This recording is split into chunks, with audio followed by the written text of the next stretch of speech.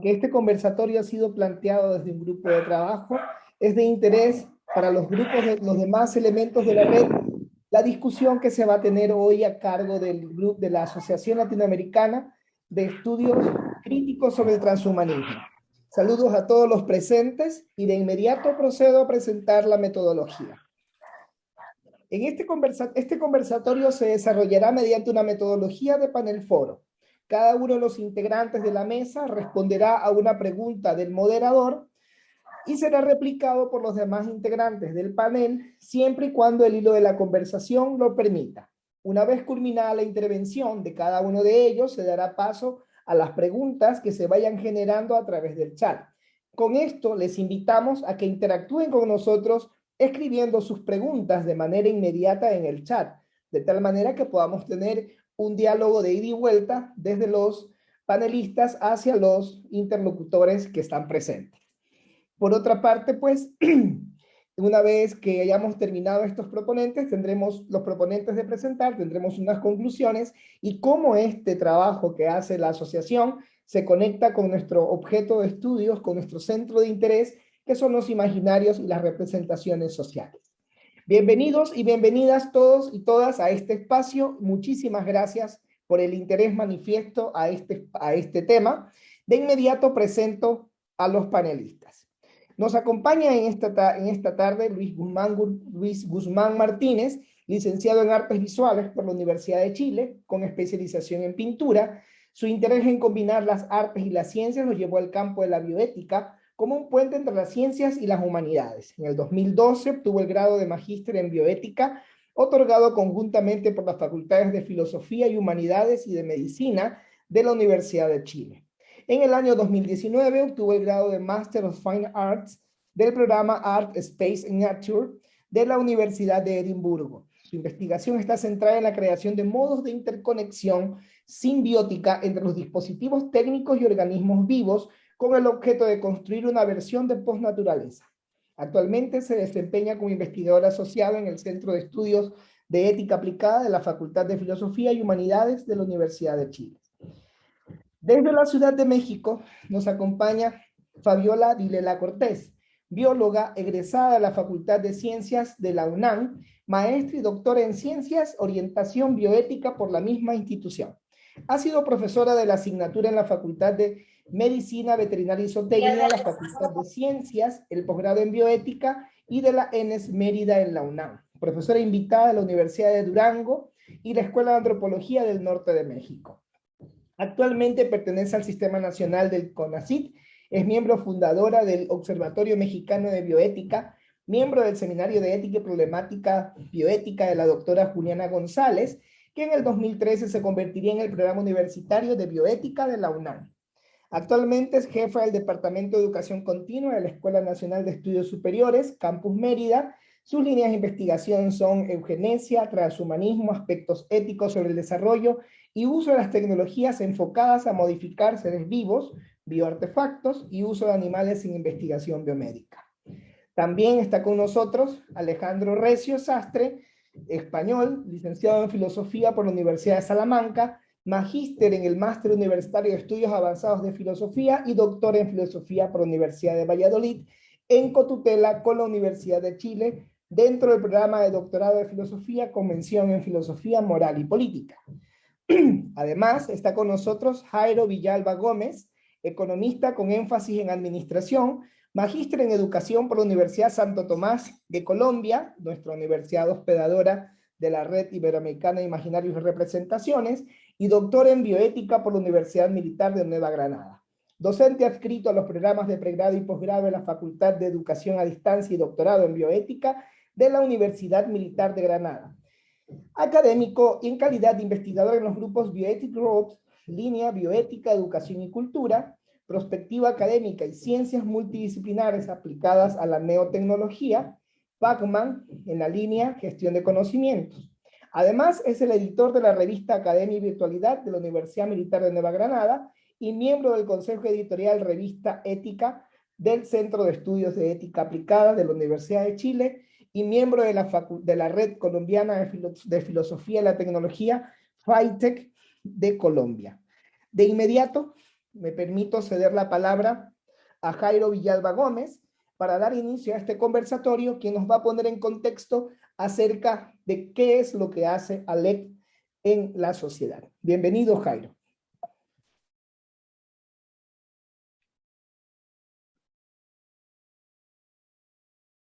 Jairo, está sin audio.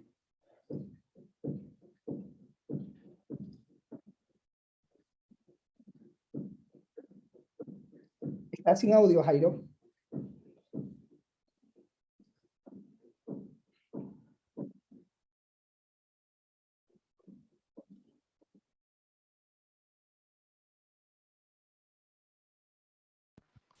Ahora sí, ¿me escuchan? Ahora sí te escuchamos, Ok, Jairo. Bienvenido. perfecto, gracias Francisco. Bueno, un cordial saludo para todos, un saludo extensivo desde Latinoamérica y esta integración académica que hacemos desde las diferentes redes o asociaciones latinoamericanas de pensamiento, con el objeto de encontrarnos y paliar un poco este escenario de la pandemia, aproximarnos a la construcción de conocimiento desde diferentes latitudes. Iniciando el panel del día de hoy o el conversatorio, se me ha asignado hacer una presentación muy breve de la Asociación Latinoamericana de Estudios Críticos sobre Transhumanismo, ALECT, a la que estamos vinculados los presentes panelistas, con el objeto de socializar un poco la intención de nuestra participación. ALECT viene desempeñándose como un escenario académico buscando la reflexión del transhumanismo y su aplicabilidad a través de diferentes escenarios latinoamericanos. Una de las estrategias que en el 2016 tuvimos a bien cuando tuvimos esta intencionalidad de buscar nuevos espacios de reflexión fue cómo los elementos teóricos van llegando traducidos a los espacios académicos latinoamericanos y se van tergiversando de tal manera que poca habilidad o aplicabilidad tienen en la particularidad de nuestras culturas latinoamericanas. Nuestros pueblos latinoamericanos sui generis van teniendo una relevancia en una dinámica diferente al pensamiento anglosajón, que es mucho más técnico, mucho más directo en ciertos escenarios, y algunos autores como Bostrom, como Vita Moore y el mismo Kurzweil, cuando plantea sus modelos de la singularidad, pues en realidad tienen en Latinoamérica todo un bagaje de adaptación que yo creo que allí no lo han contemplado y somos los llamados a hacerlo. Desde la academia, desde el pensamiento propio latinoamericano, emerge toda esa dimensión del pensamiento articulado de acuerdo a nuestras características sociales. Y lo que nos invita el día de hoy a nuestros imaginarios y representaciones sociales propias de los pueblos latinoamericanos. ALEC se convierte entonces en una asociación de pensamiento alrededor del tema transhumanista desde un punto de vista crítico que nos permite avanzar hacia la construcción de escenarios académicos donde convergen diferentes dinámicas, donde convergen diferentes temáticas y que nos va llevando hacia una modelización de ciertas áreas de conocimiento o de adaptación en el escenario latinoamericano. La asociación viene trabajando 5 líneas de trabajo: transhumanismo y migración ontológica de lo humano, transhumanismo, bioeconomía, biocapital, economías de la vitalidad, transhumanismo y nuevos regímenes de gobernabilidad, transhumanismo y formas de vida emergentes, y finalmente transhumanismo y ciudadanía biológico-ambiental. 5 escenarios que venimos trabajando desde diferentes mesas articuladoras, reuniones permanentes para pensar Latinoamérica desde una óptica transhumanista diferente, que sea articuladora, que sea crítica y que nos permita avanzar un poco más en la construcción de escenarios que vayan en beneficio de nuestras sociedades y no en detrimento de las calidades de vida que muchas veces el pensamiento global hace sin adaptación en nuestros pueblos colombianos en una forma poco ampliada en sus particularidades sui generis y que perfectamente se convierte en un medio de cultivo para disfrazar una forma de manipulación en nuestras sociedades latinoamericanas. Este es el trabajo que venimos realizando, es una invitación para todos los asistentes, para que se vinculen también a nuestra Asociación Latinoamericana de Estudios Críticos sobre Transhumanismo, ALECT, dirigidos desde esta forma de articulación académica por invitación de otras redes de investigación y otras redes académicas que nos permiten generar nuevos espacios de reflexión a nivel latinoamericano. Gracias, Francisco. Muchas gracias, Jairo. A nombre de la Red Iberoamericana de Imaginarios y Representaciones Sociales, RIR, con su sede, bueno, su multisede en diferentes universidades que nos, como tú bien lo decías hace un momento, nos articula una idea de fuerza que son el estudio social de los imaginarios y las representaciones. Hoy, partiendo de esta línea de pensamiento, quisiera dar inicio a nuestro conversatorio sin dejar de lado, pues, nuevamente recordarle a los participantes que estamos atentos a sus preguntas a través del chat para que puedan interactuar con nosotros. Además, hemos compartido a través del chat el enlace a nuestra página web donde podrán encontrar información de primera mano y construida por esta asociación para hacer una antesala al estudio crítico del transhumanismo. Como bien lo hemos venido construyendo, el transhumanismo nos permite acceder a imaginarios del futuro. El futuro, pues, ha sido tema ya de discusión en nuestros workshops anteriores sobre cómo las relaciones entre los imaginarios y las construcciones sociales desde las representaciones de los individuos van generando espacio para construir una vista anticipada de lo que ocurre en nuestros cambios sociales. Desde este punto de vista, no podemos dejar de lado que los seres humanos cambiamos y nos transformamos desde estas representaciones. Y cómo estas representaciones, las modificaciones corporales y otras, se conectan con esta idea de fuerza de lo transhumano. Fabiola, en este imaginario de futuro, ¿cómo se ven las mujeres? En particular, ¿cómo se ven las mujeres latinoamericanas desde este plano de discusión que estamos abriendo ahora? Hola Francisco, buenos días a todas, todos los que se encuentran el día de hoy con nosotros. Muchas gracias por la invitación para participar aquí y gracias por la pregunta.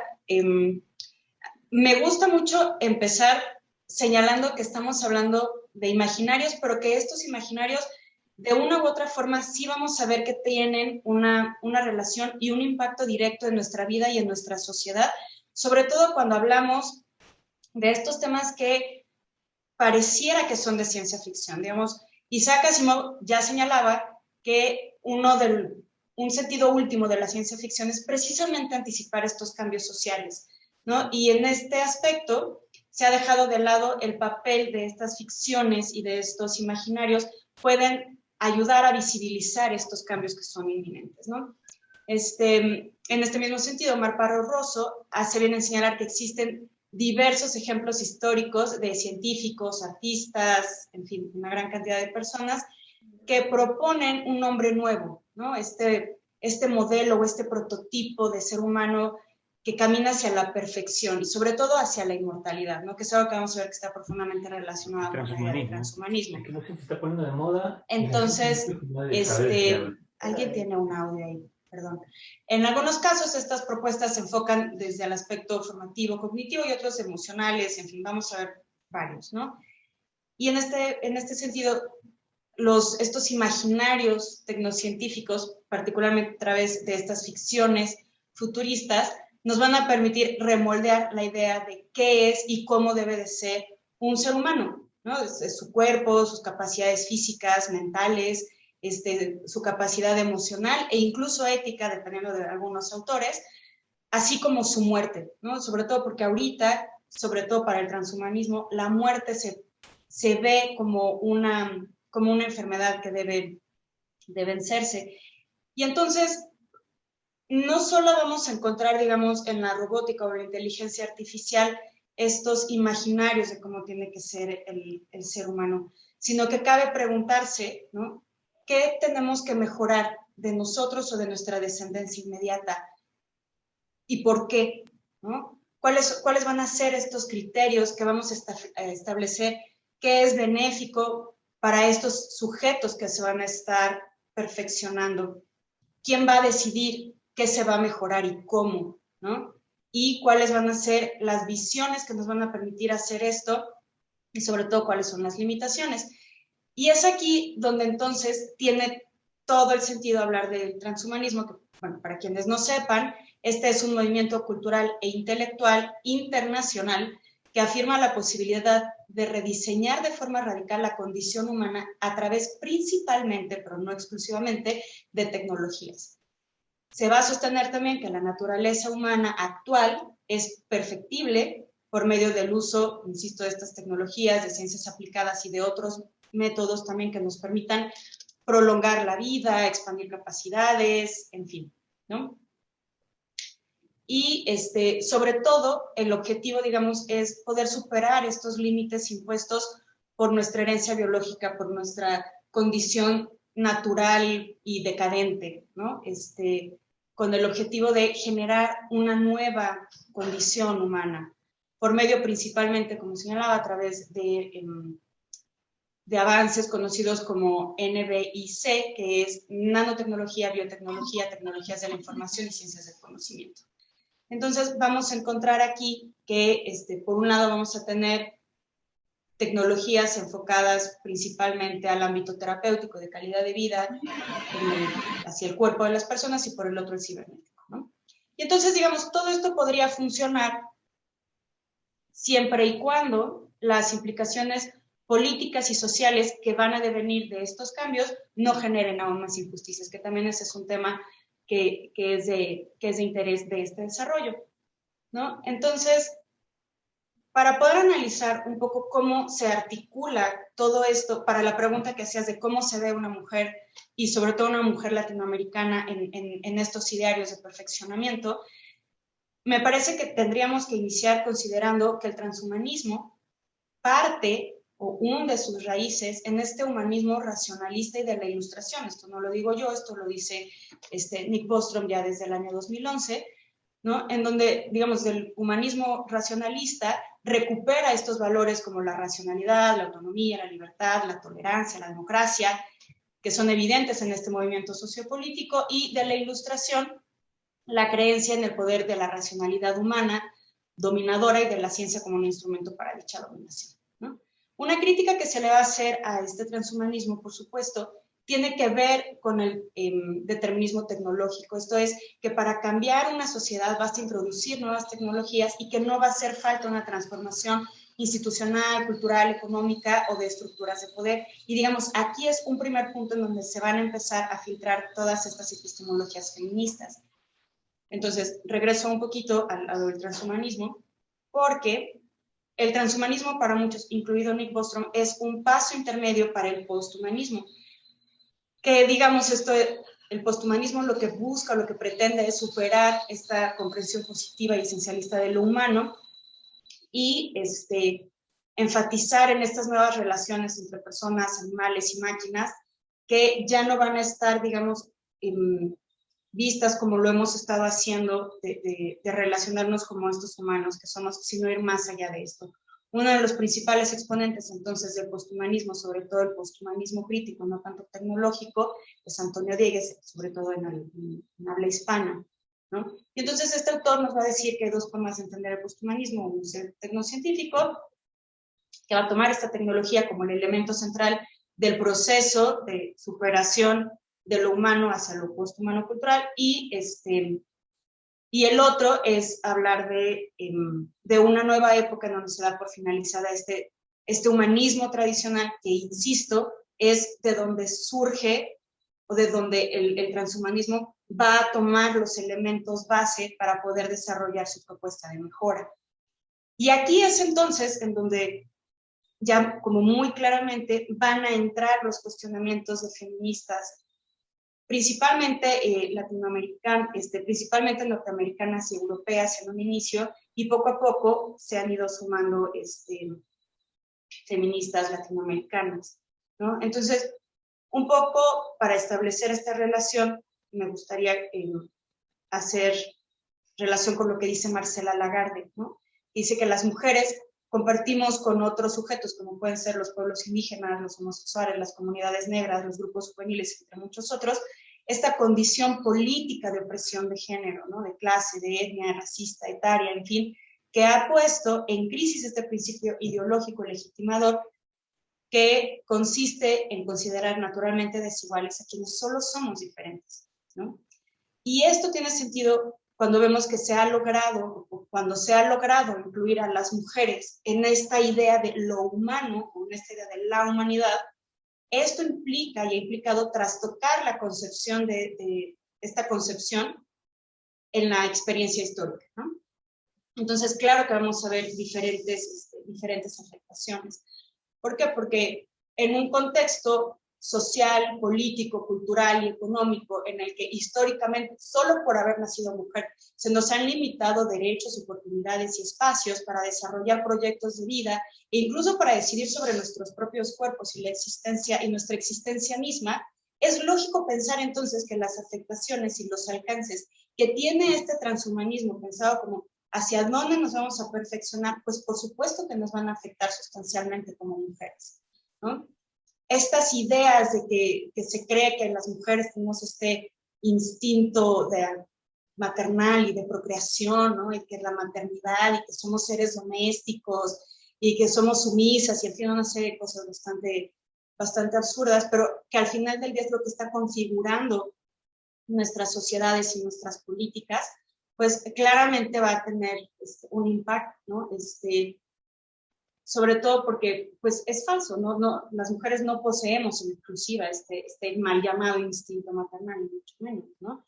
Sino que en realidad es una cuestión de género, es una cuestión que se ha ido generando socialmente y se nos han asignado estos roles. Entonces, esto último, digamos, refuerza la idea de que para contar con una sociedad más justa e inclusiva es necesario que las mujeres seamos consideradas, ¿no? Pero desde estas diferencias, desde estas necesidades físicas, culturales, sanitarias y de seguridad que sobre todo estos últimos años y más en América Latina que han quedado evidenciadas, ¿no?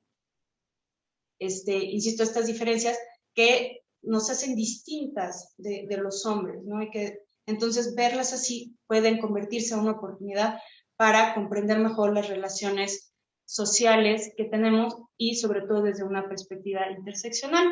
Esto de enfoque interseccional en realidad alude a esta importancia de adoptar medidas diferenciadas considerando las particularidades y evidenciando estas diversidades que hay entre mujeres, ¿no? No va a ser lo mismo una mujer europea que una norteamericana, que una mexicana, una colombiana, una peruana, una cubana, ¿no? Entonces ahí vamos a tener un gran abanico de cómo nos vivimos en nuestros países y en nuestras condiciones, y que, insisto, si a eso le sumamos factores económicos, sociales, políticos, de educación, en fin, pues claramente esto va a afectar, ¿no? Cómo vamos a generar o cómo podríamos insertarnos en esta política y en este imaginario de cómo yo me imagino como una mujer transhumana, ¿no? En mi contexto latinoamericano. Entonces, claro que el aporte de estas epistemologías feministas, y en general esta pregunta por lo político y por lo cultural, en este marco de humanismo, tiene todo el sentido, sobre todo porque al final del día hemos sido en cierta medida relegadas, ¿no? Toda esta historia y todo este discurso transhumanista, innegable e indudablemente, está marcado claramente por intereses y valores que son masculinos o que han sido masculinizados. Entonces, ¿cómo salir de ellos o cómo insertar lo que nosotras como mujeres estaríamos interesadas en participar, ¿no? Y esto, por ejemplo, tiene mucho sentido porque en 2016 se hizo una encuesta a las mujeres en Norteamérica, ¿no?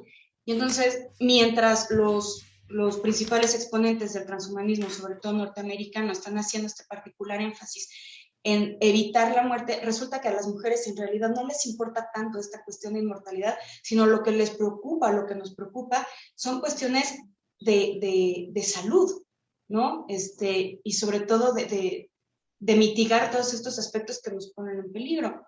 Otro aspecto interesante donde sí se ha ido conformando toda esta visión feminista en el transhumanismo tiene que ver, claro, con el feminismo cyborg.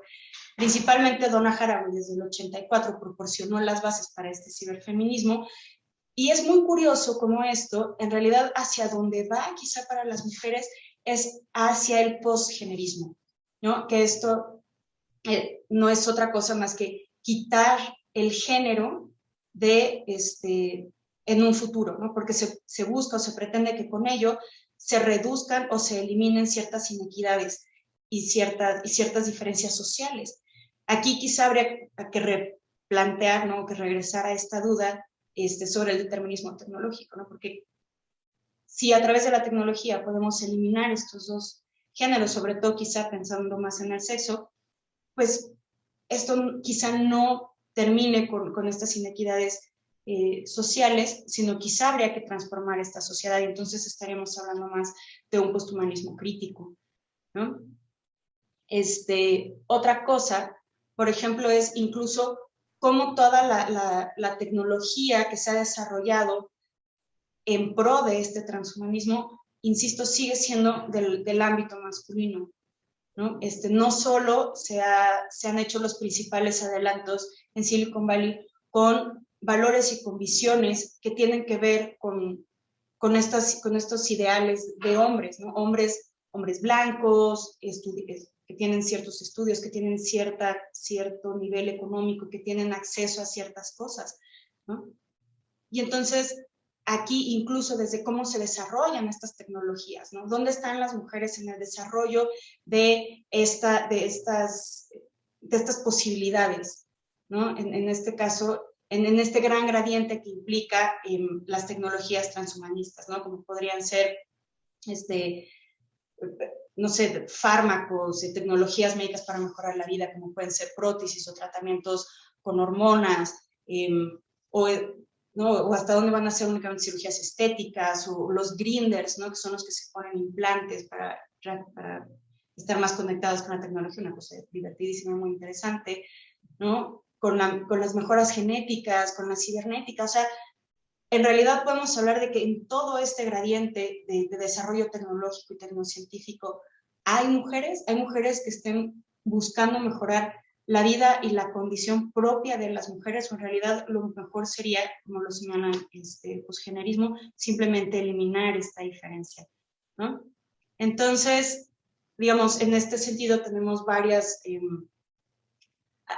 algunas películas y algunos libros que nos presentan mujeres en este ámbito de perfeccionamiento, que también tendríamos que incluso cuestionarlas, ¿no? Porque algunas, por ejemplo, me viene a la mente Ex Machina, ¿no? Con el personaje de Ava, interpretado por esta Vikander, Alicia Vikander, ¿no? Resulta que es así como el prototipo, ¿no?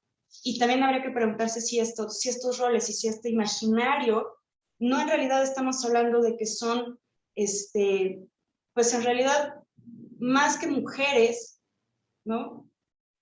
Que representan a estas mujeres perfeccionadas, sino en realidad son personas que tienen una fisonomía femenina y que en realidad sus atributos siguen siendo masculinos. Entonces, en fin, hay mucho que decir en este respecto, hay mucho que pensar en materia, insisto, de género, y sobre todo yo creo que algo que nos hace mucha falta es verlo, insisto, desde una perspectiva interseccional, en donde podamos ir identificando estas diferencias, no solo para identificarlas, sino para poder hacer algo al respecto y podernos, sí, sumar a este gran discurso del transhumanismo que se está dando y sobre todo que ya está generando políticas públicas en algunos países como Estados Unidos y Rusia. Entonces, digamos, esa es mi intervención. Espero no haberme pasado mucho de tiempo y pues muchas gracias.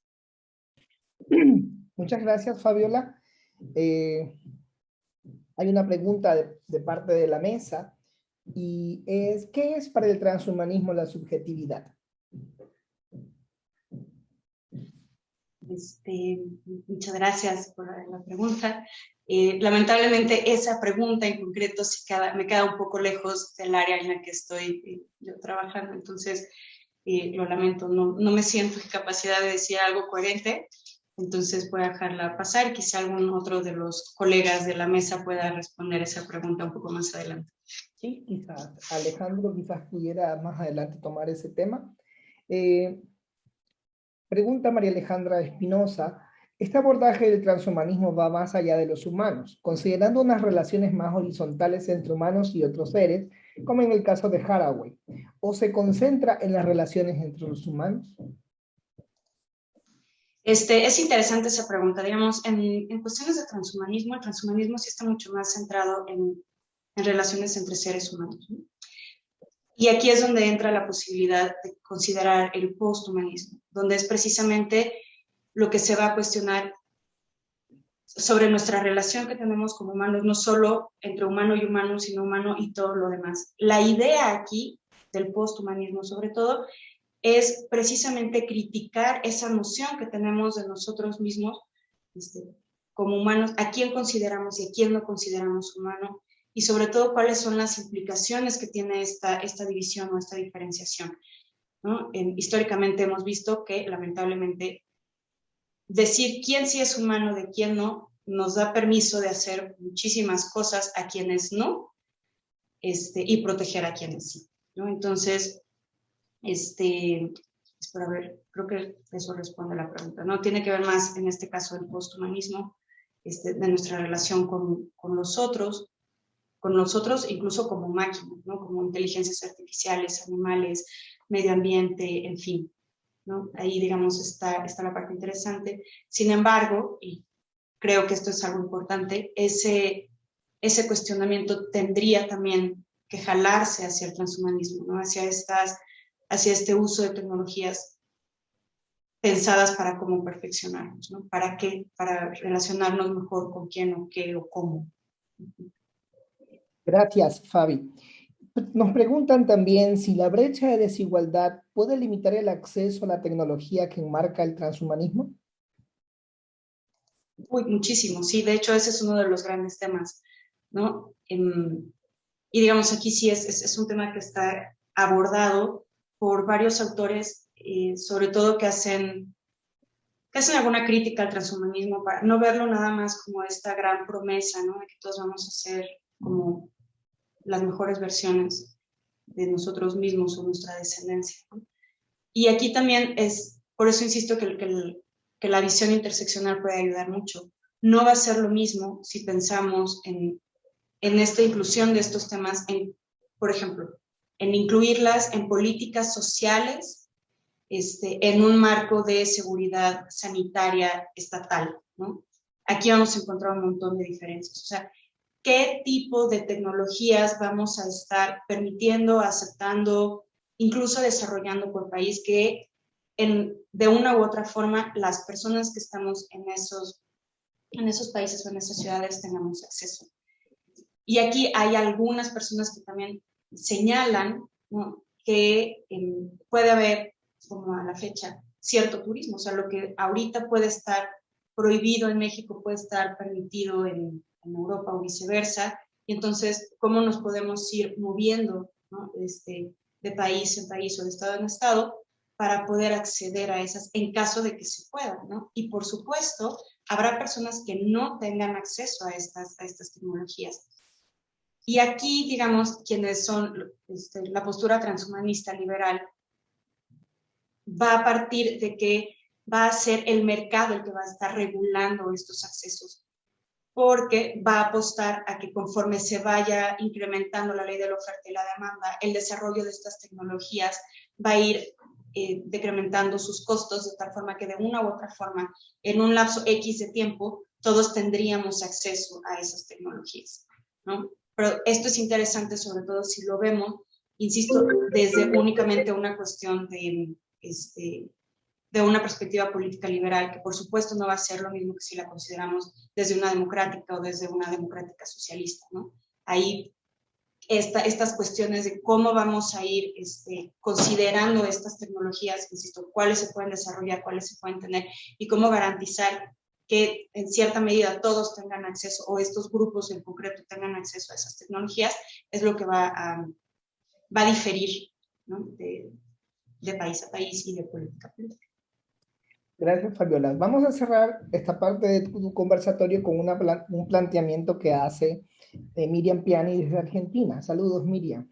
Considerando que el transhumanismo y la migración del humano en clave antropológica, ¿cuál es la línea para que estas ficciones, tecnologías imaginadas por algunos no sean otra forma de performatividad ontológica? Esa es una gran pregunta.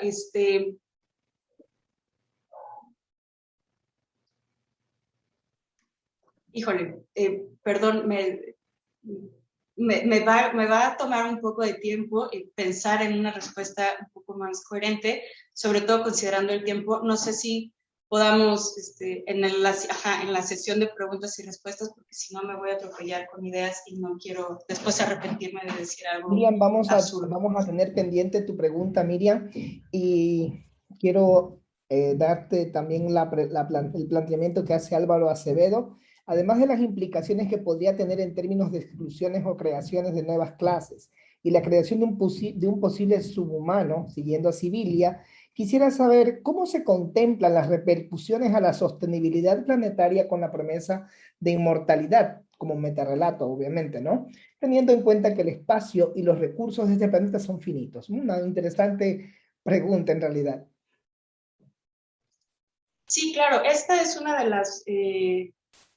las principales críticas que se hace también incluso desde los ecofeminismos, ¿no? Esta noción de que en realidad mantenernos por un periodo indeterminado de tiempo consumiendo recursos, cómo afectar. Y digamos aquí es muy importante no separar esta idea de vivir indeterminadamente con una cuestión innegable que sería derechos sexuales y reproductivos, sobre todo de procreación, ¿no? Si vamos a seguir existiendo así indeterminadamente, ¿hasta dónde también tendríamos que pensar en limitar otros derechos, insisto, como podría ser el de procreación, ¿no? Pensando únicamente en este sentido de que pues no podemos, digamos, tener todo, ¿no? Vivir indeterminadamente, consumiendo indeterminadamente y seguir produciendo personas que van a vivir ilimitadamente y consumiendo ilimitadamente también, ¿no? Entonces, por supuesto, esto también tiene que ver con el imaginario de quiénes van a tener acceso, ¿no? Y cuáles serían las implicaciones de eso. Muchas gracias, Fabiola. Vamos a continuar con este conversatorio. Muchas gracias por tus valiosos aportes. Sin lugar a duda, la construcción social del imaginario se expresa en diferentes rasgos semióticos y representaciones. En el workshop de concepción, recuerdo la participación de Armando Silva, quien nos hablaba de la importancia que tiene la representación humana en sus arquetipos y en sus construcciones. Desde este plano de subjetividad y cómo se conectan las propuestas que hacía Popper de tres mundos de realidad, pues imaginemos que uno de esas manifestaciones importantes es el arte. Desde esta comprensión semántica que se da entre estos mundos, Luis, desde tus estudios, ¿cómo el bioarte crea imaginarios que desplazan el antropocentrismo hacia un paradigma simbiótico? Hola, ¿qué tal, Francisco? Gracias por la pregunta. Gracias también al público y especialmente a los organizadores de este muy interesante evento. La verdad me siento muy feliz y privilegiado de poder estar en una mesa de conversación como esta. Un poco para contextualizar, me gustaría hablarles de este fenómeno relativamente contemporáneo, porque realmente depende de cómo lo miremos, puede ser algo muy, muy reciente o no, llamado bioarte, que tiene que ver con la implementación de la biotecnología, en este caso, principalmente el cultivo de tejidos y la modificación genética como dos herramientas esenciales dentro del discurso biotecnológico, que tienen una aplicación directa en el campo del arte, ¿no? Y con esto básicamente se inaugura lo que hoy en día se conoce como bioarte, ¿no? O sea, básicamente la idea del medio, entendido desde la teoría de medios, por ejemplo, y como la entiende también McLuhan, pasa de ser un medio de reproducción técnico a ser el mismo cuerpo o distintas corporalidades las que ingresan en el campo de lo artístico, de la materialidad plástica, ¿no? Entonces, bueno, esto se da en un contexto sociocultural altamente avanzado técnicamente, que por supuesto tiene una influencia muy importante desde los centros de desarrollo de este tipo de ciencias. Sin embargo, ha habido incursiones de artistas y creadores latinoamericanos eh, en el bioarte propiamente. De hecho, más adelante voy a hablarles un poco del trabajo de Eduardo Kac, artista brasileño, donde voy a examinar algunos aspectos que justamente apuntan a esta idea. Entonces voy a ver si se me permite compartir pantalla. Perfecto. Estás habilitado. Genial. Voy a mostrarles algunas imágenes. Lamento que no esté en modalidad de presentación, pero siempre encuentro problemas cuando presento las diapositivas, así que se van a ver las diapositivas acá al lado, pero bueno, este es un trabajo muy emblemático de Eduardo Kac, que se llama GFP Bunny. Básicamente consiste en la incorporación de genes de una medusa, la Equora victoria, muy conocida en el campo de la biotecnología, porque básicamente es la proteína de la Equora victoria la que hoy en día se utiliza en la bioluminiscencia, en todas las técnicas de bioluminiscencia asociadas por ejemplo, estudios sobre el comportamiento y el desarrollo de las células, en áreas como la oncología y muchas otras, ¿no? Y básicamente este es un trabajo donde se propone modificar genéticamente un conejo, un poco en la línea de lo que podría ser una especie de ready-made vivo, eh, ready-made entendido en lo que inaugura Marcel Duchamp como una práctica que escapa de los conceptos tradicionales del arte para ingresar nuevas modalidades que tienen que ver con lo objetual. Pero en este caso podríamos pensar que es una especie de ready-made que tiene que ver con la implementación técnica propiamente de la biotecnología en entidades que por supuesto Eduardo Kac no creó desde su inicio, como en el caso del conejo, ¿no? Pero un poco para ilustrar cuál sería uno de los trabajos más emblemáticos del campo bioartístico. Eduardo Kac pertenece a una generación de creadores y artistas donde, por ejemplo, encontramos a Marta de Meneses, quien en una instalación llamada Nature lo que hace es básicamente utilizar una técnica de modificación a partir de una especie de pinchazos que se hacen sobre las orugas y los capullos de las mariposas para transformar los patrones que aparecen en las alas de las mariposas. Entonces ella crea una instalación que es una especie de ecosistema donde hay plantas, flores, todo esto al interior de la galería, y donde todas las mariposas que habitan en este espacio han sido modificadas por ella en esta labor cuasi artesanal que tiene que ver con, digamos, básicamente plantear esta voluntad transformadora y creativa, ¿no? Que hay en el arte, pero al mismo tiempo dejar evidencia de los conflictos éticos y bioéticos específicamente que porta la biotecnología. Entonces podemos ver que si bien el bioarte, por una parte, promete, digamos, incorporar la corriente y la tradición artística como, como un motor para la expansión de la creatividad en el campo biotecnológico. Por otra parte, lo que hace es poner la biotecnología de frente o ponerla ahí mismo en el encuentro con las personas, ¿no?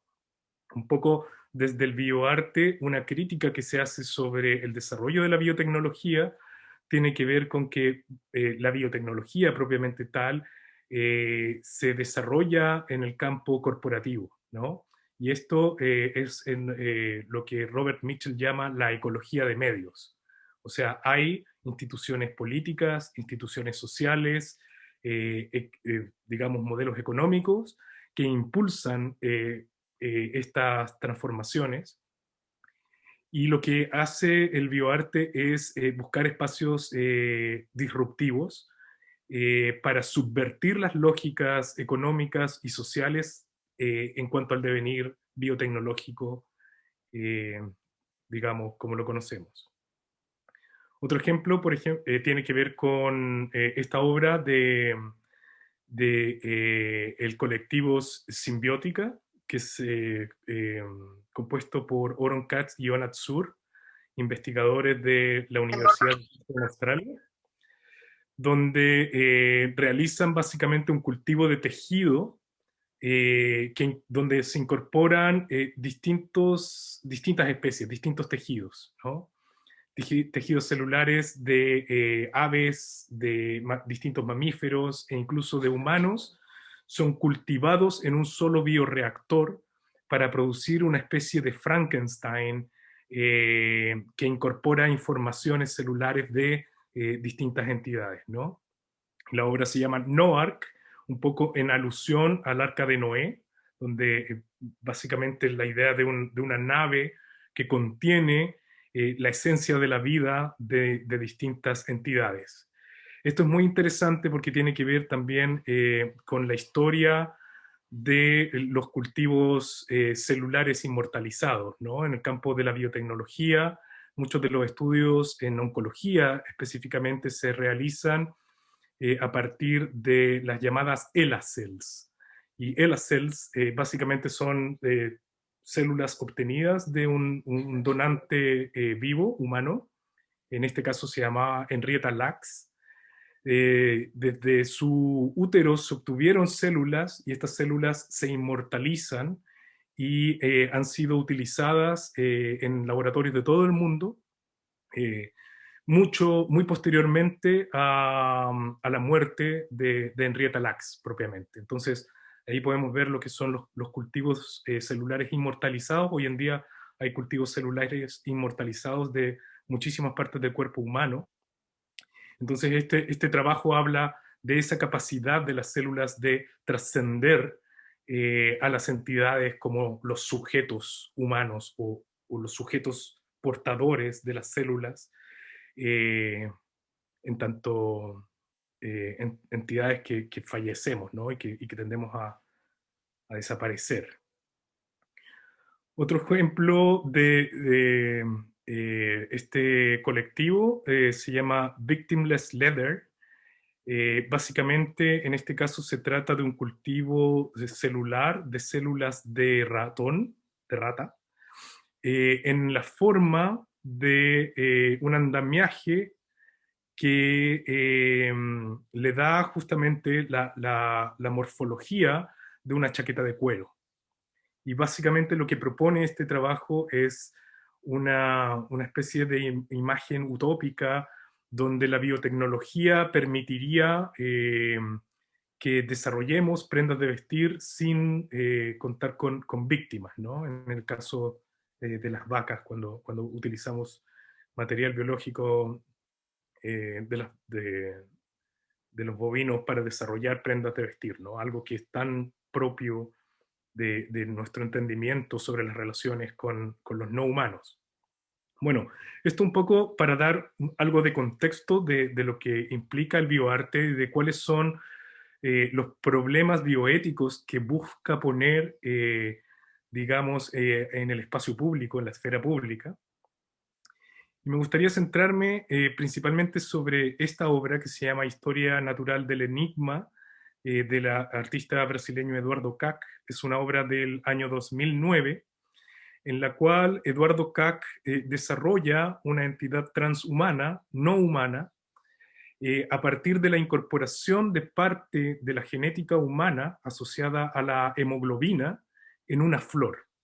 Y esto lo hace utilizando un virus que se llama Camellia yellow mottle, que básicamente se ha utilizado históricamente para la modificación genética de plantas. Y me interesa muchísimo este trabajo, principalmente porque habla de esta relación simbiótica que hay entre viruses y otros organismos, como podrían ser humanos y plantas. Básicamente, lo que hace este trabajo es poner en evidencia algo que la biotecnología ya había ocupado anteriormente, que es la capacidad de transferencia genética horizontal. En este caso, el virus es utilizado como un vehículo modificado para incorporar parte del genoma humano, el cual luego es reproducido dentro del genoma de la planta. Y de esta manera lo que hace es generar justamente una entidad transhumana que ya no está enfocada en esta un poco tradición antropocéntrica sobre la cual nosotros entendemos el transhumanismo y el posthumanismo, sino más bien justamente este cruce, esta capacidad de transitar de una entidad a otra, está puesta fuera del marco del Homo sapiens y le da un espacio nuevo de aparición a una entidad como una planta que evolutivamente es muy distante a nosotros desde el punto de vista del árbol de la vida, ¿no? Entonces, de alguna manera, este trabajo habla de cómo la biotecnología instrumentaliza sistemas de comunicación que ya están presentes en la naturaleza, que permiten justamente el tránsito de informaciones entre entidades distintas. Y esto a mí me llama muchísimo la atención porque no solamente plantea la idea de que la vida está comunicada en una red, sino que la evolución misma es parte del producto de esa comunicación en red. O sea, las capacidades adaptativas que hemos ido desarrollando los distintos organismos, los distintos seres, tienen que ver con esa capacidad de comunicarse, de estar en constante diálogo, y por ende este trabajo pone en cuestión justamente esta idea de lo humano. ¿Cuál es el límite de lo humano? ¿Cuál es el límite desde el punto de vista biológico de una entidad cerrada sobre sí misma? ¿Cómo era entendida hasta ahora? Entonces, básicamente, un poco mi intervención tiene que ver con que el bioarte y la biotecnología, por una parte, lo que están buscando es generar planteamientos bioéticos y biopolíticos más allá de la academia, más allá de los espacios un poco protegidos de la industria, la academia y el mundo político, sino ponerlos ahí mismo donde la ciudadanía pueda generar una conversación al respecto. Y al mismo tiempo actualizar nuestros conceptos sobre justamente esta idea de la simbiosis como una red de actualización que nos permite repensar no solamente lo humano, sino el sujeto propiamente, la persona, que son entidades que muchas veces considero nos cuesta poner en cuestión al momento de entender cuáles van a ser los puntos de interacción o cuáles son las tecnologías que nosotros queremos desarrollar al respecto.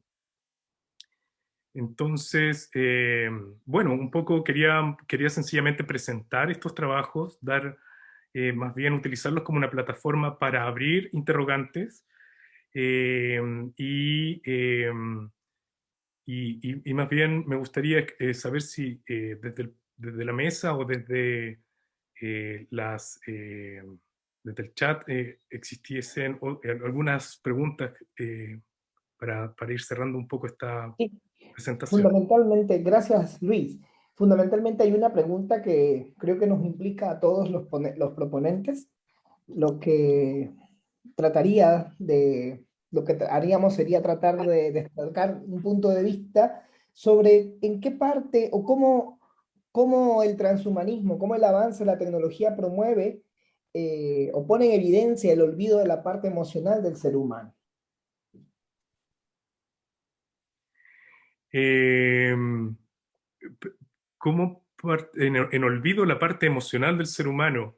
Sí. Eh, Mira, yo creo que la verdad no existe tal olvido. Más bien yo diría que la tecnociencia pretende de alguna manera encerrar la parte que tiene que ver con las emociones. Imagino que esta pregunta tiene que ver con un poco la idea de que el arte es portador de emociones. Pero lo que yo creo que sería más preciso en el caso de la biotecnología es justamente pensar en el otro aspecto, en la otra dirección. ¿Cuál es el potencial de explorar nuevas emociones? ¿Cuál es el potencial que hay albergado ahí para incluso incorporarnos en otras realidades que no necesariamente han sido exploradas previamente, dadas las limitaciones tanto físicas como técnicas que tenemos hoy en día? Entonces, ¿cómo, por ejemplo, la biotecnología me permite comunicarme con una flor? ¿No? ¿Qué tipo de realidades emergentes pueden salir ahí? Eh, entonces, yo diría que si bien existe una transformación respecto del entendimiento tradicional de las emociones, también hay una apertura, ¿no? Yo pondría el énfasis ahí más bien, si es que responde un poco a la pregunta. Sí, aquí hay una pregunta más acerca de de cómo a partir de la intervención artística que utiliza las mismas técnicas de la manipulación biológica a la naturaleza, se realiza una crítica a este punto desde el sociohumanismo, es decir, de acuerdo a lo que plantea la proponente de la pregunta, es que si se realiza una crítica a este tipo de manipulación que se hace desde el arte a los elementos, a los seres vivos en este caso. Mira, es una pregunta bien interesante porque justamente podría haber una contradicción. Como algo que yo quiero criticar, lo hago justamente por el medio de lo que quiero criticar. Pero tiene que ver justamente con la búsqueda de una especie de elevación ética sobre la complejidad. Lo que entienden los bioartistas en su mayoría es que el devenir de la biotecnología no es controlable. Básicamente está más allá del control de las instituciones actualmente. Sobre todo en la medida en que las tecnologías se van haciendo más abarcativas, más baratas, más accesibles, de tal manera que en vez de alejarse y mirarlo desde afuera, lo que busca el bioarte es poner la cuestión sobre el cuestionamiento biopolítico y bioético en la biotecnología en su interior. De tal manera que el bioartista no está definiendo la manera en que debemos pensar la biotecnología, sino al contrario, lo que está haciendo es incitar, ¿no? Ujú. Como tratar de hacer patente tanto las potencialidades como los riesgos que hay. De manera en que cada uno de nosotros, de acuerdo a nuestra experiencia, nuestra expertise, nuestro punto de vista, seamos capaces de hacernos cargo de cuál es la relación que nosotros queremos construir al respecto. Teniendo en cuenta que quienes intervienen en los diferentes organismos son humanos, y más allá de las discusiones sobre los posibles conflictos éticos y bioéticos, pregunta Álvaro Acevedo, ¿por qué sería un error decir que se objetiviza a seres vivos en función del bioarte? ¿O este tipo de arte es o no es antropocéntrica? Bueno, Yo pensaría que desde el punto de vista de si es antropocéntrico o no, al haber una direccionalidad desde la voluntad de transformar a otra entidad que nace desde un humano, me parece que sí lo es. Ahora, al mismo tiempo, pienso que abre justamente esta idea de la objetualización, justamente cuando explora las realidades simbióticas, porque el objeto, entendido como una entidad cerrada, se abre a partir de sus relaciones, ¿no? Entonces ya no son las entidades vivas, ya no son entendidas como un objeto, sino como redes de relaciones que se actualizan a partir de esas relaciones. A lo que me refiero es que la simbiosis no es la conversación entre distintas entidades, sino que la simbiosis misma es la condición de posibilidad de esas entidades. Entonces, lo que yo considero, más que no sea antropocéntrico, que pienso que sí lo es que abre una posibilidad para que nosotros saltemos de un estado antropocéntrico al entendimiento de esas otras realidades. En la misma línea del antropocentrismo y de la simbiosis, María Alejandra Espinosa pregunta en qué medida estas prácticas de bioarte refuerzan la superioridad del humano sobre los demás seres, haciendo de la simbiosis una relación en la que apenas el humano se beneficia en detrimento de los otros seres. Es decir, estas propuestas realmente generan una reflexión en torno a las relaciones entre especies o hacen apología del control humano sobre todo lo demás. En primera instancia, la dominación tecnocientífica del ser humano sobre el resto de la biosfera es lo que posibilita el devenir de la tecnociencia y de la biotecnología. Por ende, es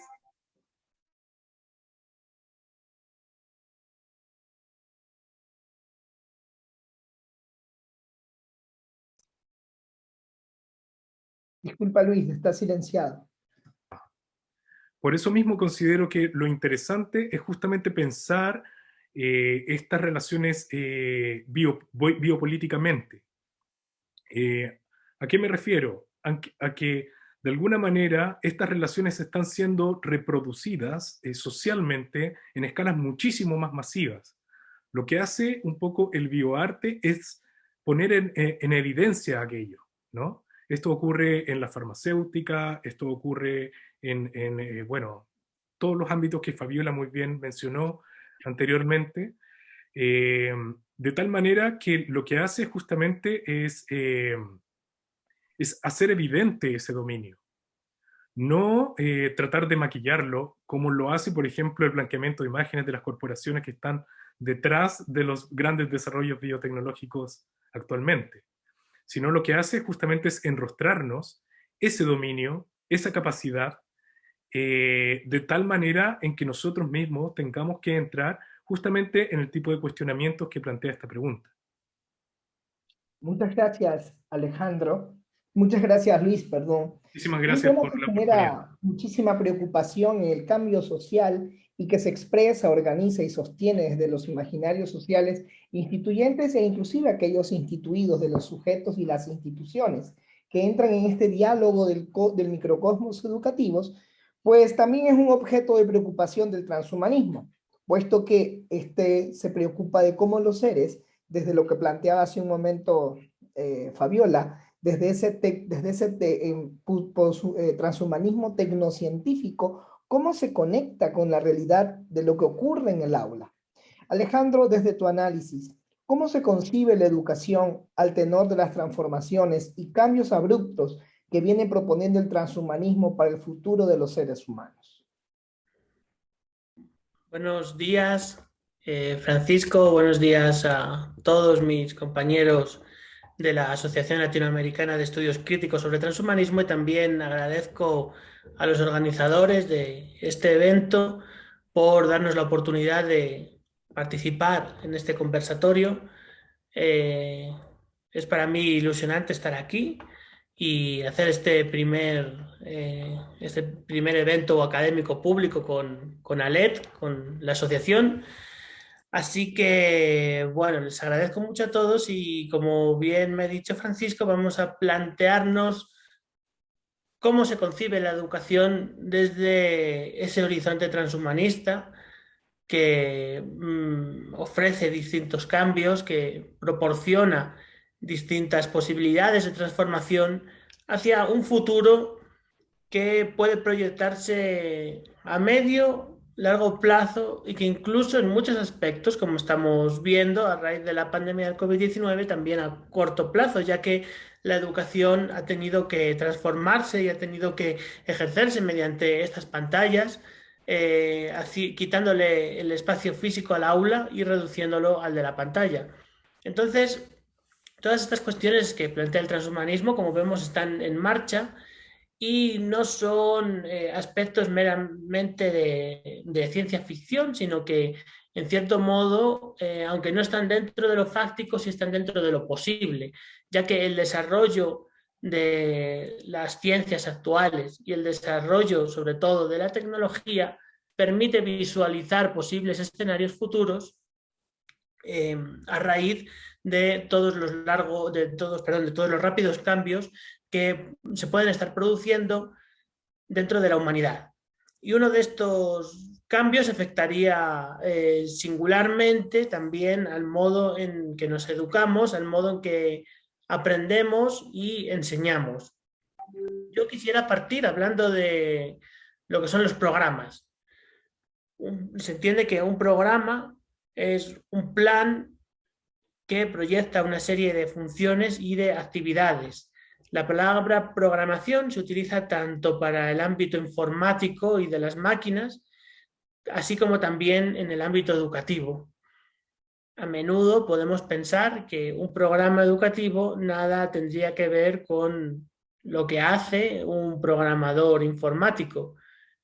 Eso aparentemente, pero próximamente podríamos hablar de programas de inteligencia artificial que son capaces también de establecer modificaciones curriculares y de establecer modificaciones en el ámbito de la enseñanza. Ya los programas educativos, en la medida en la que se van informatizando, también entran en conexión con esta nueva inteligencia que han creado los seres humanos y que denominamos inteligencia artificial, y que con respecto a lo que son los primeros programas básicos de inteligencia artificial, ya actualmente también contamos con inteligencia artificial que es capaz de aprender.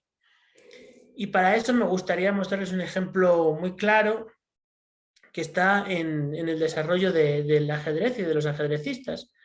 El campeón actual del ajedrez, el campeón mundial, Magnus Carlsen, reconoce que él ha cambiado su estilo de juego a medida en que ha entrado en contacto con un nuevo sistema de inteligencia artificial que se llama AlphaZero y que se utilizó en el ajedrez para ver cómo este programa de inteligencia artificial podía aprender a jugar desde cero, desde lo más básico. Porque, bueno, muchos ajedrecistas se han preparado con el programa Stockfish, que es uno de los más adecuados para aprender a jugar al ajedrez autónomamente con sistemas de inteligencia artificial, pero lo que tenemos es que AlphaZero logró ganar a Stockfish y lo hizo.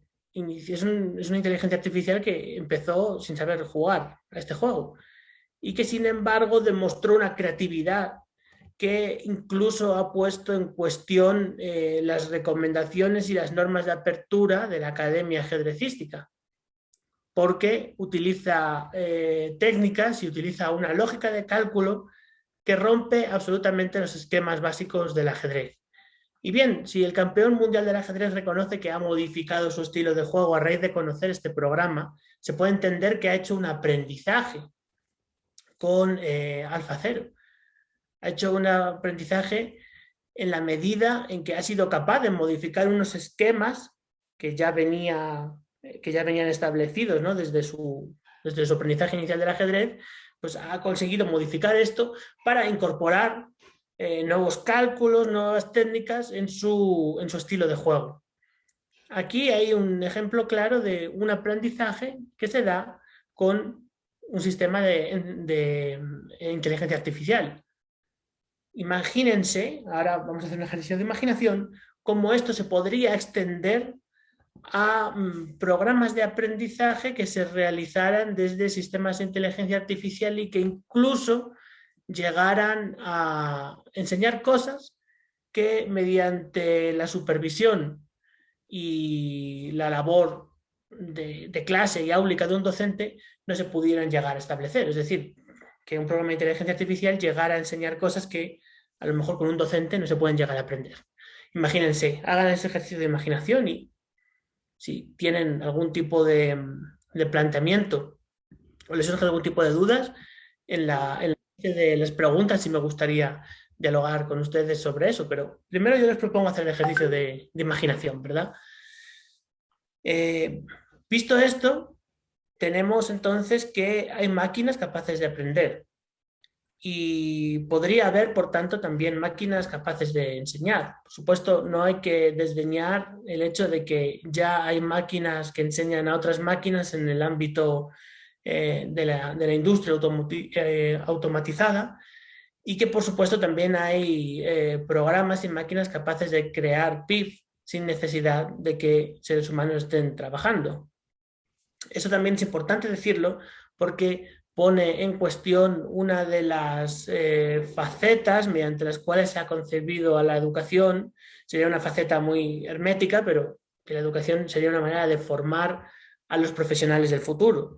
Bueno, si las máquinas son capaces de trabajar y en muchos casos hacen funciones laborales mejor incluso que los seres humanos, entonces, ¿qué lugar le quedaría en este futuro transhumanista a la educación? ¿Qué otra perspectiva podría, o desde qué otra perspectiva se podría visualizar la función de la educación para la sociedad y para lo que es la formación, vamos a decir, profesional, pero también cívica de los seres humanos? Desde este punto de vista, Alejandro, quisiera que contestaras una pregunta que hace Arlet al panel. ¿Podría indicar en qué puntos radican ustedes la condición de criticidad de los estudios que realizan? Claro, esto iba a entrar ahora con esto. También a propósito de la pregunta que le hacían antes a Fabiola sobre, sobre qué es la subjetividad para el transhumanismo, ¿no? O cómo enmarcaríamos la subjetividad dentro del transhumanismo. Voy a ello ahora. Primero, les voy a leer una cita de un autor que se llama Klichowski y que ha estudiado temas relacionados con la educación y el transhumanismo. Y él plantea lo siguiente, dice, la educación ha sido el proceso formal de hacer mejor a la gente. Es la educación la que tiene que ser rediseñada en el concepto de transhumanista. Además, tomando en cuenta el hecho de que cambiar al hombre mediante la tecnología y la educación son categorías de acción éticamente iguales y que la tecnología es y siempre será más efectiva que la educación, pues bueno, se plantea cómo se puede llegar a modificar al ser humano si consideramos, como él dice, que modificar al ser humano mediante tecnologías es éticamente igualmente plausible que modificar el ser humano mediante la educación. Y aquí volvemos a lo que les preguntaba inicialmente. Los educadores programan, los tecnólogos e informáticos también programan. Se puede decir que la educación es la instauración de una serie de programas que lleva una serie de aprendizajes para los seres humanos. Pero si hoy día tenemos máquinas que son también capaces de aprender, quiere decir esto que también entonces puede haber programas educativos para máquinas. Y aquí ya entramos entonces en la cuestión ética y moral de todo esto. ¿Es lo mismo éticamente modificar mediante la tecnología que mediante la educación? Bueno, pues para el autor que has mencionado, para Klichowski, sí. Para Lorenz Sochner, que también es un filósofo del transhumanismo, también éticamente es loable modificar a alguien genéticamente, así como modificarlo educativamente. Por ejemplo, en el caso de que genéticamente podamos predisponer a personas para aprender mejor idiomas, vamos a poner por ejemplo, ¿no? Pues eso también sería lícito hacerlo, igual que la educación. Yo me planteo aquí, desde el punto de vista de la formación de la subjetividad, desde la formación de la subjetividad. Y desde el punto de vista de la enseñanza de una máquina, yo me planteo, un robot, un programa de inteligencia artificial sería capaz de enseñar ética, así como lo hace un ser humano. ¿Y qué ética podría enseñar ese robot? Podemos decir, bueno, pues la ética que quisieran los programadores de ese robot que enseñara. Entonces ya estamos hablando de la intervención de un ser humano que a lo mejor indirectamente quiere adoctrinar a sus estudiantes en una determinada doctrina ética, instaurando en un robot un programa de ética, de enseñanza ética ya predispuesto, ¿no? Pero si también hay máquinas capaces de aprender, entonces sería un robot capaz de aprender una ética. Y aprender una ética ya implica también ser capaz de formar una subjetividad. Los seres humanos somos capaces de formar una subjetividad en la medida en la que somos capaces de aprender, pero también somos capaces de criticar lo que aprendemos. Y yo me planteo, una máquina que sea capaz de aprender es capaz de volverse contra sí y ser crítica con respecto al aprendizaje que ha hecho. Y mejor todavía, si ha aprendido una determinada ética, ¿sería capaz de enseñarla? Porque bueno, vamos a poner también, un profesor de ética puede enseñar unos determinados valores y luego no practicarlos en su vida normal. Pero a un robot con el nivel de transparencia que se le exige y que se le supone, sería capaz de enseñar un determinado de ética y luego contradecirla en su propia práctica. Habría que plantearse esto, ¿no? Si nos encontramos con un docente de ética cyborg.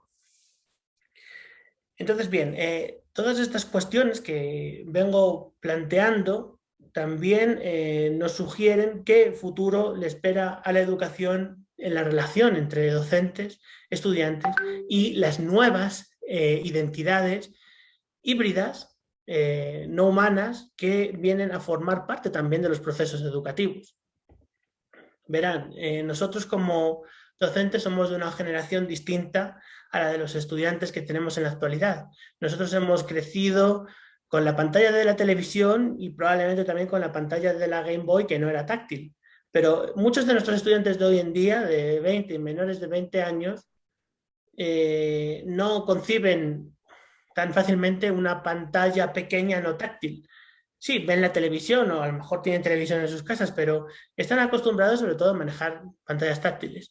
Esto ya en sí modifica operacionalmente el modo de concebir un determinado dispositivo y yo sugiero que en lo que es la práctica y la formación de la subjetividad también existen importantes modificaciones. Por ejemplo, ¿quién no sería el estudiante que durante las sesiones Zoom estuviera tentado a decir cómo me gustaría que este profesor fuera como un youtuber y yo le pudiera poner los puntos que a mí me interesan para luego realizar mi aprendizaje? O cómo me gustaría pasar rápido este discurso que está diciendo el profesor, bueno, pues porque yo lo que necesito es mayor dinamismo en mi manera de aprender, ¿no? Mismamente mucha gente se ha habituado a aprender mediante YouTube. O sea, yo mismo cuando quiero ver instrucciones para una cosa del carro, por ejemplo, pues pongo YouTube para adquirir un nuevo aprendizaje. Y al youtuber lo bueno es que lo puedo pasar como quiero.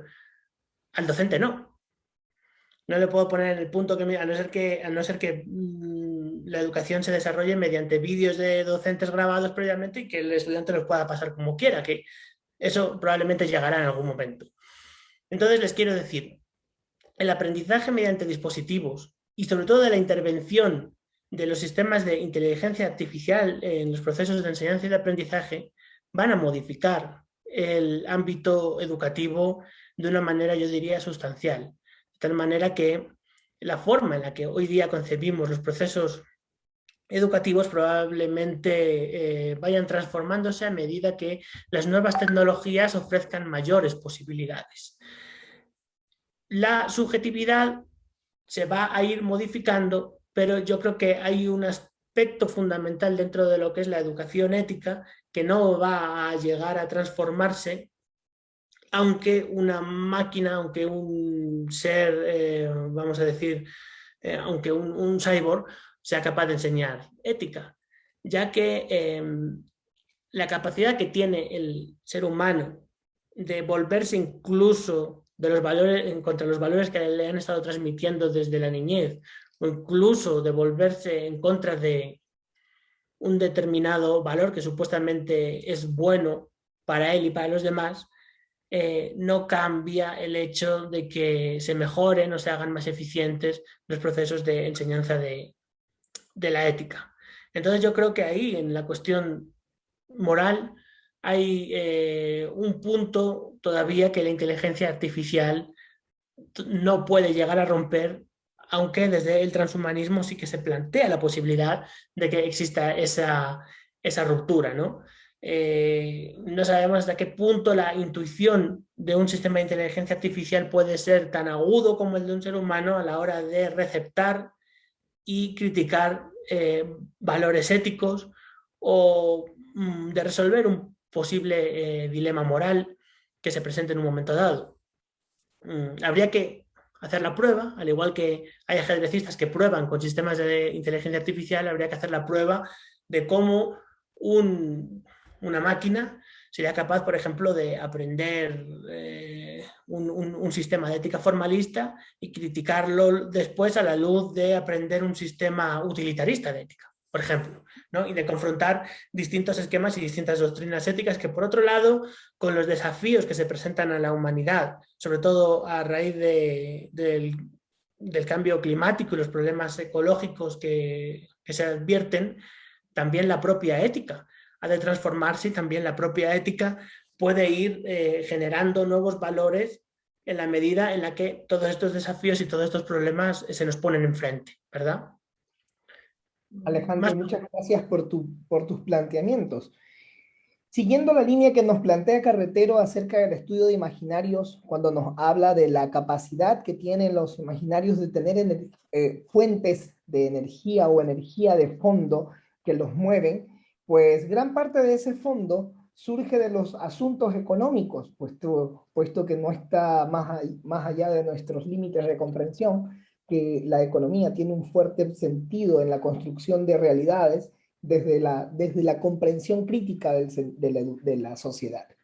Desde este punto, pues, Jairo, ¿cómo el imaginario transhumanista visiona una transformación en los medios de producción económica latinoamericana?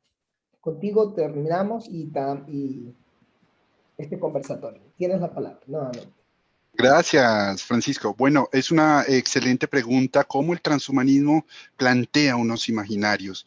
Y más vamos a hablar desde el punto de vista biológico, un medio de cultivo, utilizando una caja de Petri, que es el transhumanismo en estas sociedades latinoamericanas tan llenas y dispersas y diversas de necesidades. Para nadie es un secreto que Latinoamérica está inmersa en diferentes escenarios donde los recursos son limitados, donde también las necesidades a flor de piel en las diferentes comunidades a lo largo y ancho de todo el territorio van generando ciertos elementos donde los conglomerados económicos tienen un poder magnífico. Y qué buen escenario donde el transhumanismo comienza a ser una herramienta fundamental de poder económico fuertísima para que los medios de producción y los elementos propios de los actores económicos tengan una mayor dinamización desde el punto de vista de la rentabilidad y la eficiencia en el manejo de estos recursos. El transhumanismo se convierte en una extensión de las capacidades humanas tan anhelada en términos productivos dentro de las empresas productivas de bienes y servicios, y donde Latinoamérica ha visto inmersa a lo largo y ancho de la historia, donde sus transformaciones sociales alrededor de la dependencia de unos salarios, de unas dimensiones de distribución del ingreso, han estado notoriamente permeadas desde el punto de vista político, económico, social, donde también tienen unos mecanismos de manipulación desde las políticas públicas per se, en la forma de organización también legislativa de las instituciones que administran los recursos a nivel latinoamericano.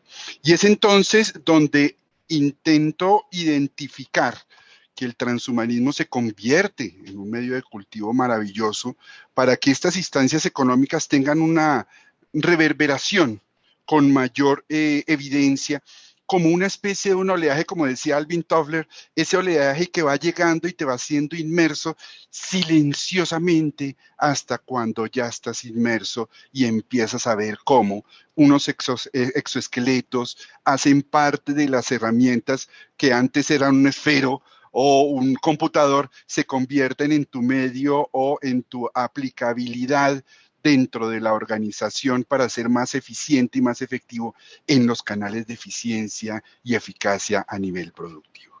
El transhumanismo entonces se convierte, y lo hemos podido ver en las presentaciones de mis colegas previamente, cómo el transhumanismo se convierte en una panacea suficientemente organizada, por lo menos en términos ideológicos, con una aseveración en las dinámicas propias del wow tecnológico, en esa forma como la tecnología se convierte en un muy buen atractivo vendedor de buenas intenciones, en esos imaginarios maravillosos que nos prometen unas ideas de una ciencia ficción muy permeada, muy cerquita y que nos va llevando hacia la construcción y manipulación de ciertos escenarios en términos eficientes y eficaces de la productividad.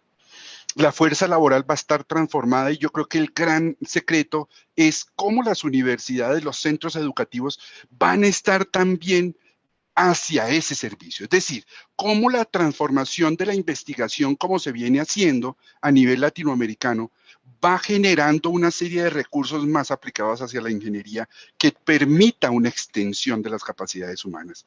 Y los proyectos de investigación que tienen una relevancia más crítica, más analítica, pues van teniendo menos recursos y cómo se va convirtiendo estos escenarios a nivel académico latinoamericano y se van sesgando con un oleaje maravilloso, un susurro o esa melodía que va llegando tenuemente y no nos vamos dando cuenta, sino cuando ya nos vemos inmersos.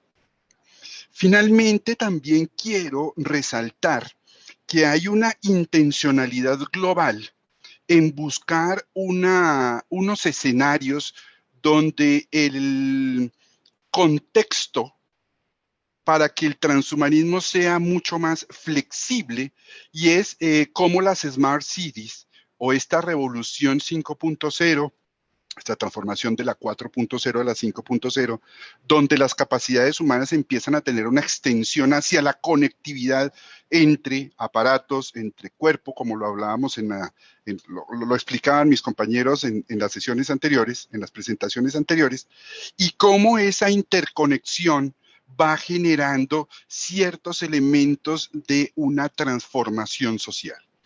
Y yo creo que ese es el gran escenario que empezamos a buscar de análisis y reflexión para que desde las mismas intencionalidades latinoamericanas empecemos a buscar cuál es la forma acertada de paliar un poco el escenario transhumanista que puede ver una transformación a corto y mediano plazo donde la inserción tecnológica nunca ha sido regulada, ha sido inmersa de una forma tan profunda, como lo dice mismo Kurzweil, en sus modelos de singularidad tan profunda que ya se convierte en ser irreversible.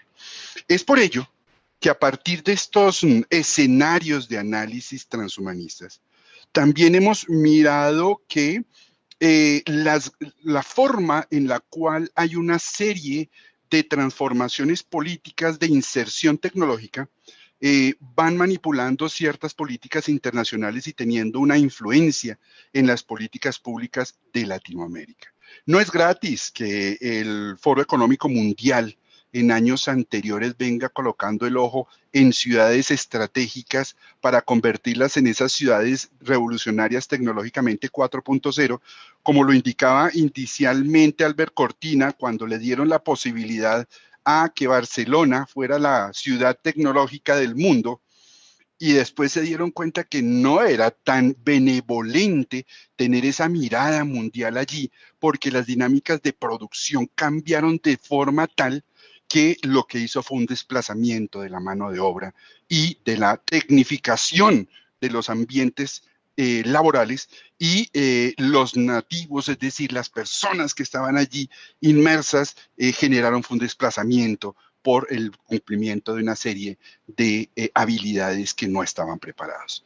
Y es entonces donde Colombia cae. También traigo ese ejemplo maravilloso en el año 2018, cuando la ciudad de Medellín, aquí en Antioquia, en el departamento de Antioquia, en la parte norte de Colombia, ya finalizando el cono sur de Latinoamérica, de Sudamérica, hay una ciudad enclavada en las montañas de la última parte de la cordillera, donde le ponen el ojo a Medellín, año 2018, como la ciudad de revolución 4.0 a nivel tecnológico.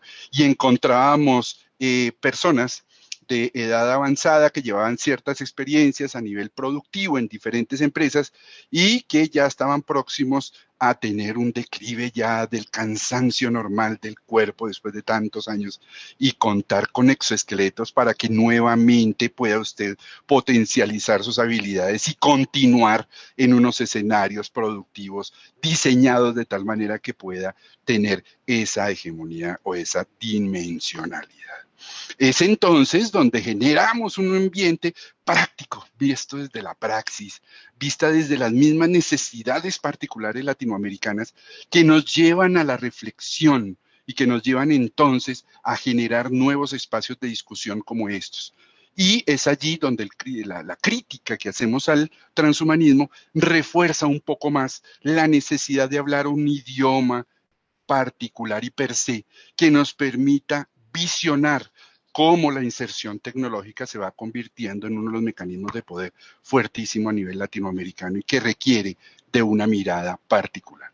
Es entonces donde termino mi presentación, esta breve pequeña presentación, invitando a toda la comunidad académica que nos acompaña en esta hora de la jornada, para la primera jornada académica que hace la Asociación Latinoamericana de Estudios Críticos sobre Transhumanismo, ALECT, sobre una jornada académica que realizaremos entre el 24 y 25 de marzo del año 2022, con el título Transhumanismo y Latinoamérica, Perspectivas Académicas para el siglo XXI.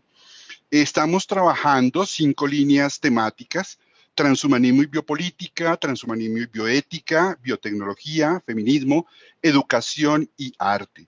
Elementos propios que nos permiten avanzar sobre la particularidad de lo que está ocurriendo a nivel latinoamericano y la extensión que tenemos de nuestros trabajos académicos desde nuestras regiones para darle a conocer a la comunidad académica con un espacio de reflexión maravilloso a nivel latinoamericano.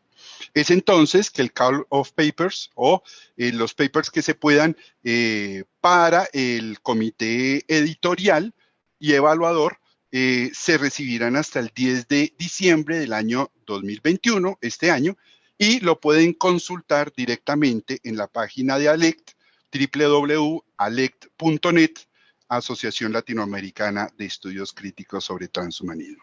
Gracias, Francisco, por la invitación, y a mis compañeros, igual manera, felicitaciones por esas explicaciones y por ese espacio de reflexión tan maravilloso que nos genera lo que son muy buenos augurios académicos a nivel latinoamericano. Gracias, Francisco. Muchísimas gracias, Jairo, por tu participación. Muchísimas gracias a todos los interesados en este tema de tanta importancia para nosotros. Yo les invito a que participen de nuestra jornada de reflexión para poder seguir discutiendo estas importantes temáticas que se están construyendo en torno del transhumanismo y sus relaciones con las otras ciencias sociales.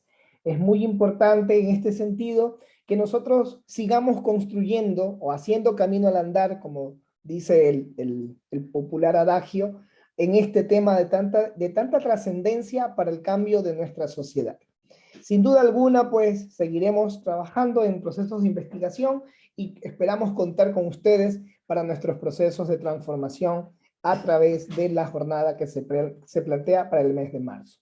Les invito finalmente a que abramos nuestras cámaras un momento para poder tomar nuestra respectiva fotografía del encuentro y poder tener parte de la memoria de esta mesa de discusión. Muchas gracias a todos los asistentes y al comité coordinador por permitirnos estar en este espacio junto con todos ustedes. Vamos a tomar la fotico del grupo para la memoria del evento.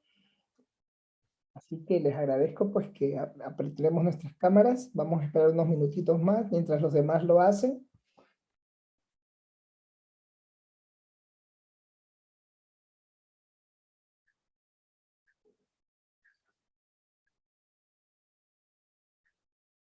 ¿Listos? Vamos a tomar la fotico.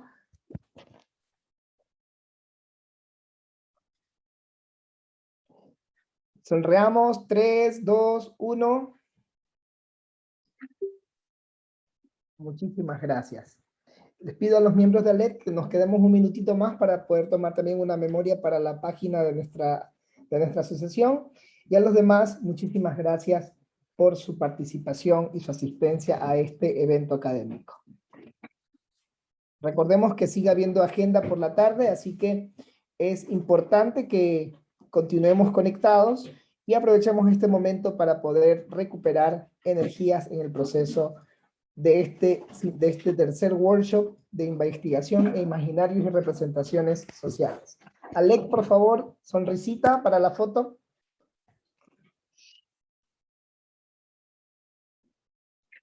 Perfecto. Muchísimas gracias a todos por su participación.